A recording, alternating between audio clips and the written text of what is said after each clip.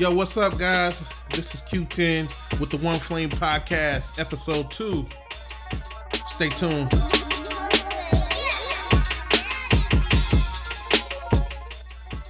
Yeah, so today we're going to be diving a little bit deeper into the DIY recording studio thoughts and philosophies and why I do the way I do it. And hopefully it helps you out a little bit on your journey with building your recording studio. I'm going to be breaking down the major parts of my recording studio as far as the gear and why I got the gear. And today I actually wanted to start out with my production, what I use for recording and making beats. That's pretty much the heart of what my beginnings of this was. Making beats, wanting to make quality beats, compose, get into the world of licensing music and things like that. So that's where my mindset was when I first started. I wanted to find a way to make my own tracks, my own music production, and get the best sounds. So that could be a whole nother episode in itself. My journey with music production, starting out with hip hop EJ. I don't even know if any of you guys will know what hip hop EJ is, but for those old heads out there, that the real ones that know what I'm talking about, send me a like, shout me a holler. But anyways, when I got an opportunity to actually get the type of gear that I wanted to get, when I got a chance to really think methodically, like, how can I grow my production setup? I was looking at, like, this is where the whole scalability thing came from. And it led me to finding Native Instruments and what they were doing. And I think it was a timing thing too. Really strategic timing. You can call it luck, but at the time that I was trying to figure out what my next play was going to be, Native Instruments was putting out the machine, software, and equipment. Now, the reason why I went for that was because Native Instruments before, let's go back and look at what Native Instruments was before they even started putting out gear. And you can debate me on this, but like, the proof is in the pudding. Native Instruments has been killing it as far as sounds, putting out sound packs for whatever software you was using to do virtual instruments. And so that's what my first thought was like, when Native Instruments created their own gear to go along with their sounds, that was like a no-brainer for me. I was already using Native Instruments before that. And now you telling me there's a way that I can make beats with your gear and already be connected to your sound packs, and like, it's all right there. That's what led me to, like, get Native Instruments to go that route. So my setup started growing from that. But let me go back for a little bit, because some of you guys don't know what I'm talking about. Native Instruments started in like 1996. like the mid to late 90s. And from there they grew into what they are today. But it was all about like providing really quality sounds for your whatever you're using. And Native Instruments is so versatile because it worked with everything for the most part. It's always been more bang for the buck to purchase. You would back then they didn't have the website like they do now. You would go and purchase their CD-ROMs and then upload them to your DAW. When you got it on your DAW, you put in the security code and then bam, you got your sound pack. Now you don't have to do all that. You can go right online to the website and go download the sound pack to your Native Access account, and then you're good to go.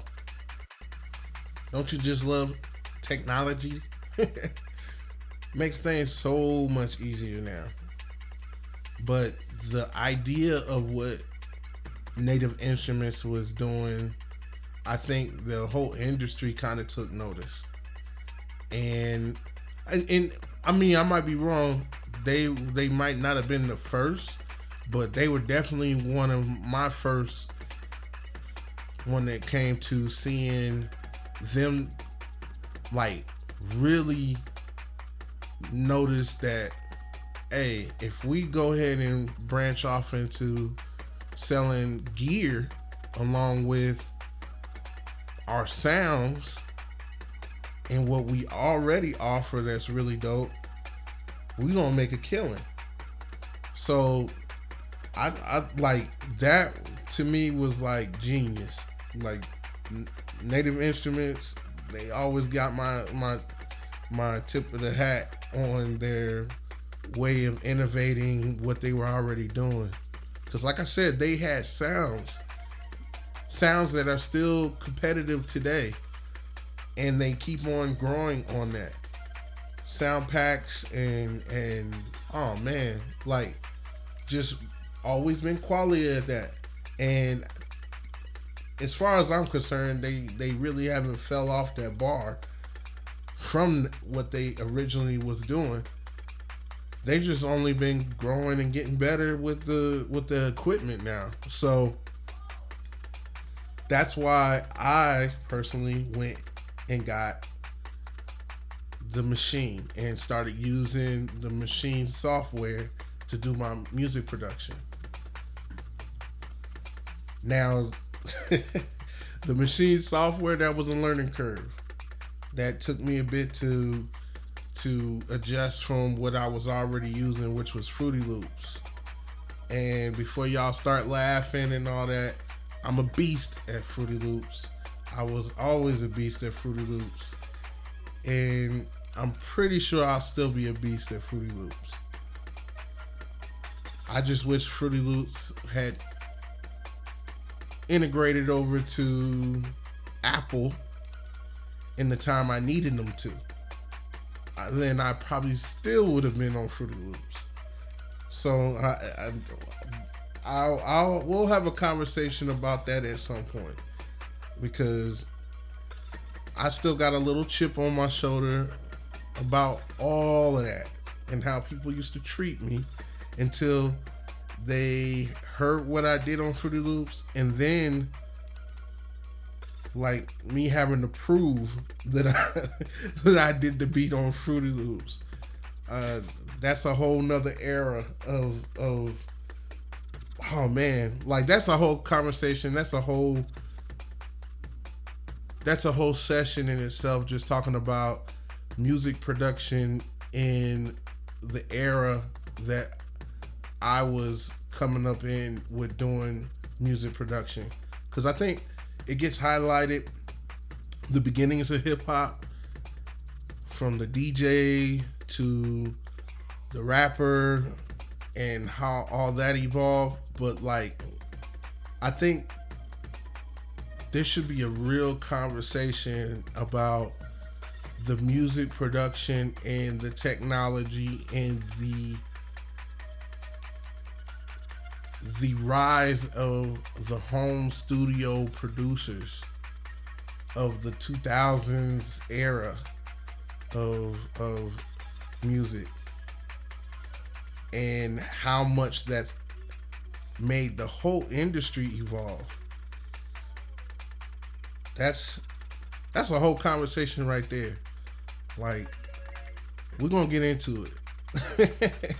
We're gonna get into it because I feel something on that one, and I think that it would be really cool to break that down.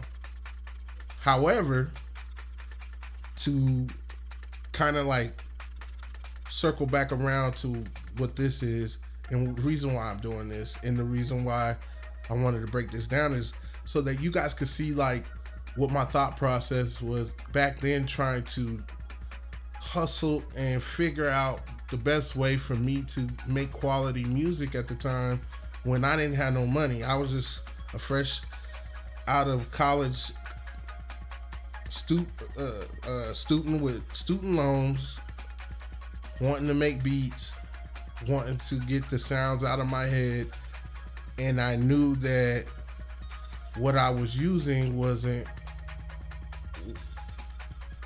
competitive at that point to where I wanted it to be. And seeing that Native Instruments was a ticket to being able to scale up and to continue scaling up because of the nature of what I bought.